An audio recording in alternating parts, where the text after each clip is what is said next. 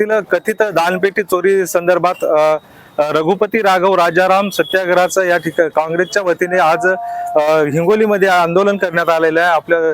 आपण बघायला गेलं तर कशा पद्धतीने या ठिकाणी काँग्रेसचे जे कार्यकर्ते आहेत या ठिकाणी टाळ असेल, विना असेल, या संदर्भ हे घेऊन या ठिकाणी आंदोलन केलेलं आहे। आपल्यासोबत काँग्रेसचे जिल्हाध्यक्ष आहेत। साहेब, मला सांगा, हे आंदोलन केलेलं आहे, काय नेमक्या भावना आहेत? हे आमची भावना जनमानसाची भावना आहे।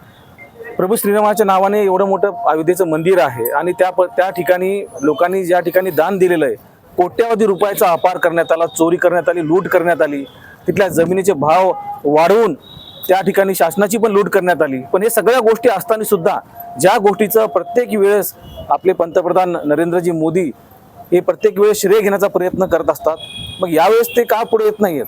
आज एवढी मोठी चोरी झाली त्यावर का बोलत नाहीयेत? यांची मूकसंमती या सगळ्या गोष्टींना आहे का?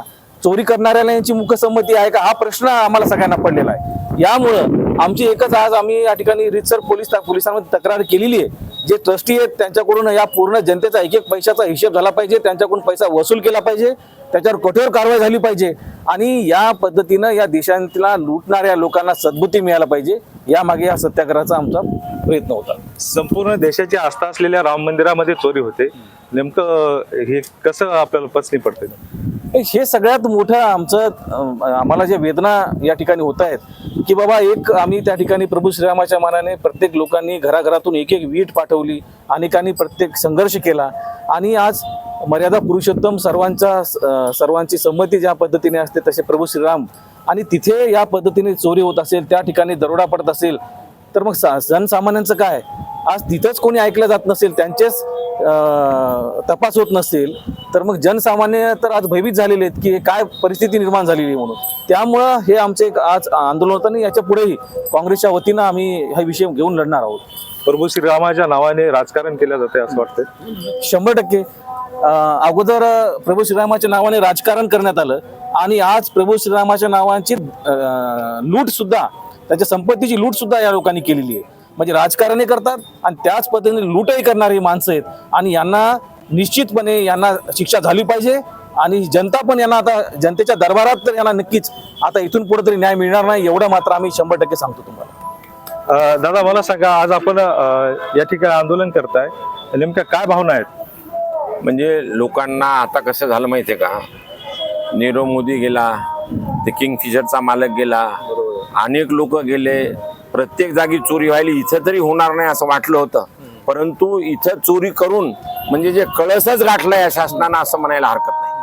आणि जर इथं असं झालं तर पुढच्या वेळेस कुठल्याही परिस्थितीनं जनता यांना न्याय देणार नाही, यांना पाठीशी घालणार निश्चित। हे कुठल्याही उपयोगाचे नाही, तर कुठल्याही गोष्टीत घ्या, शेतकऱ्याचा विषय असो, लेकरांचा विषय असो, पैशाचा विषय असो, शेवटी राहायला देव त्याचा विषय असो, सगळीकडे हेच भाषा झालेली यांची चोरीची। त्याच्यामुळं निश्चित लोक त्यांना त्यांची जागा दाखवल्याशिवाय राहणार नाहीत, एवढं मला या प्रसंगी बोलायचं। टाळ घेऊन आज या ठिकाणी आंदोलन केलेलं आहे, काय निश्चित भावना आहेत?